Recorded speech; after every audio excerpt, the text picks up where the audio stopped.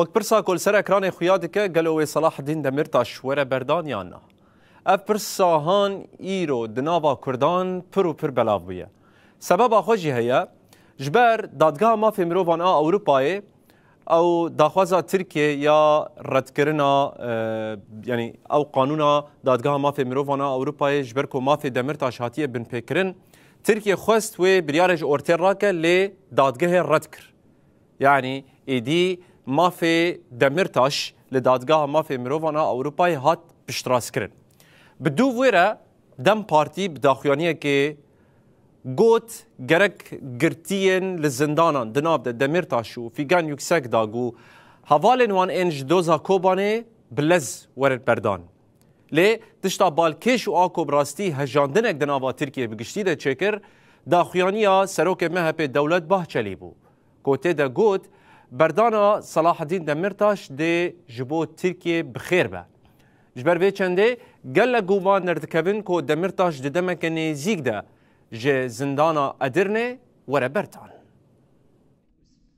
Bak bu adamın ayağı bir. Demeha derbazboy de Türkiye xwest biryara ser hevserokê giştiyê berê Partiya Demokratik ya gelan HDP Selahattin Demirtaş li daireya mezin ya dadgeha mafê mirovaniya Ewropayê ji nû ve bênirxandin. Bu şekilde davranır. Hiç alakası yok. İktidarını kaybetme tehlikesi doğduğu. Li ev itiraza Türkiye hat redkirin. Bi vî rengî biryara dadgeha mafê mirovaniya Ewropayê ya bin pêkirina mafê Demirtaş tekez bû. Selahattin Demirtaşî piştî tekezbûna biryara bin pêkirina dadgeha mafê mirovaniya Ewropayê li ser hesabê medya dijîtal daxuyanî da. Demirtaş diyar kir biryara dadgeha mafê mirovaniya Ewropayê giring e û jalî hiqûqî ve diyarkerek ku divê bi cih bêanîn û dibêje lê belê ne tenê ji bo me.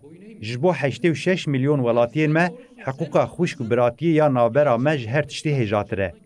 Hiqûqa xwişk û biratiyê jî bi gavên civakî aborî hiqûqî dikare xurt bibe û jiyana me ya bi hevreya aştiyane bi edalet azad wekhev bihêz bike. Divê mesele ne bi têgehên têkbirin, têkçûn, kîn tolhildanê bêne nirxandin. Divê bi têgehên pêşeroja hevpar û aqlê hevpar bêne nirxandin.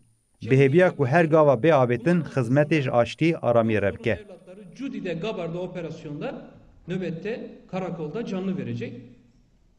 Dem Partiye jî têkildarî mijarê daxuyaniyek da û hate gotin divê gelek biryarên dadgeha mafê mirovaniya Ewropayên heta niha ser Selahattin Demirtaş fîgen yüksek dax û gelek hevalên me hatine dayîn li ber çavan bêne girtin.